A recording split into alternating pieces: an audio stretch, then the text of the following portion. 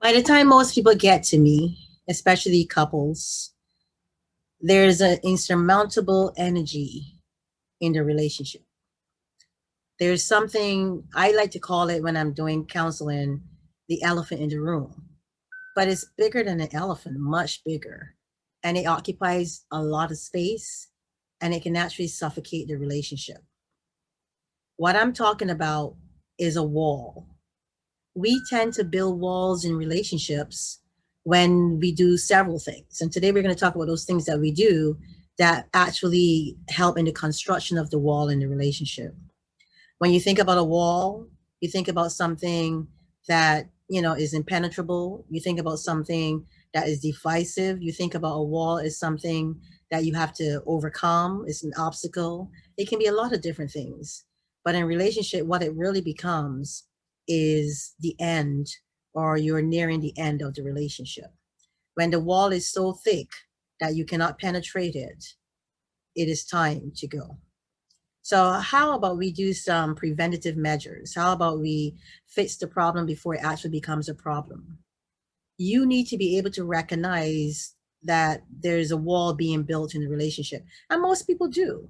Most people are aware that they're pulling away from their partner, or that there's distance, they're putting distance between them and the other person, because that's a coping mechanism. It's also a defensive mechanism. You don't want to be hurt, you don't want to be rejected.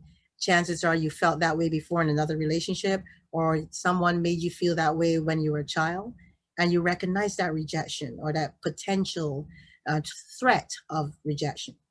So what do? You put up a wall. You start putting up this defense against the other person. It's a dangerous place to be in any relationship. Most people are not direct, they're indirect. It's very seldom that I find two direct people in a relationship. And when I do, it doesn't mean there are no problems. It means all it means is that they're able to verbalize how they feel. Sometimes people can verbalize how they feel without actually understanding each other. And I talk a lot in my videos about the ability to understand where the other person is coming from, which is paramount and very important. But let's go back to this wall and this divisive mechanism that we as human beings tend to put up to prevent pain, to stop dooming hurt, rejection, or whatever you want to term it.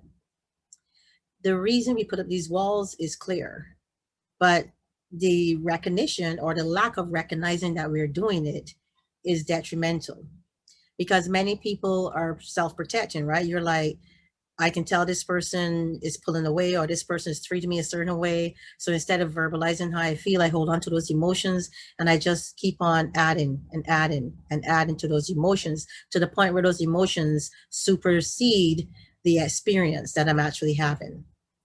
Hear what I say? Your emotions, or your ability, or your let's say the engagement of building that wall can actually supersede the actual experience, because a lot of times you don't have to build a wall. A lot of times you can actually tackle whatever the issue is head on, but most people try to avoid confrontation or conflict, and they don't want to tell the other person how they feel because they don't want to deal with the response or the reaction. And that in itself is very detrimental, because you should be able at some point in your relationship to allow the other person to say what they want to say without having a negative reaction, because people need to be able to vent. If you don't vent to your partner is going to vent to someone else. Let me say that again. If you don't have the ability to vent to your partner or tell your partner truly how you feel, then chances are you're going to get a third party involved in your relationship. So the construction of the wall doesn't need to occur, because once you start constructing that wall, it is difficult to break it down. You can get a chisel, you can get a hammer, and guess what? Now it becomes a time constraint. Now is you're racing against time, because you're trying to undo something that you don't even know how it was constructed. It's almost like baking a cake, but the difference is you're putting cement in there, and you're putting all kind of adhesive that is designed to make the wall and fortify the wall. So a lot of what you're putting into building this wall in your relationship are things such as negative emotions. But the number one thing that goes into building that wall is, give me a moment to see if you know, resentment. Resentment is the number one killer for every single relationship. If you're dealing with resentment, and you bring that to the forefront of your relationship, or it develops in the relationship, it can start the construction of the wall, and it can speed up the process of building that wall in the relationship. How do you stop from being resentful? Air your differences. Tell the person how you're feeling. Remember, this is the person you got together with. This is the person that you thought you were going to spend the rest of your life with. Why is it so difficult to tell this person exactly how you feel towards them? I resent you because, or I think that I may be in the process of feeling resentment towards you because the conversation needs to happen. Ignoring the fact that you are resentful towards the other person, it is not a good idea. You can't ignore it. Maybe for a little bit, you can deny that that's how you're feeling. But once you recognize that you feel resentment, you need to tell the other person exactly how you're feeling. Air your differences. Let your partner know that you have issues that only that person can really address. And that's the other thing. Only the person that you're feeling resentful towards can actually help you dissipate the resentment.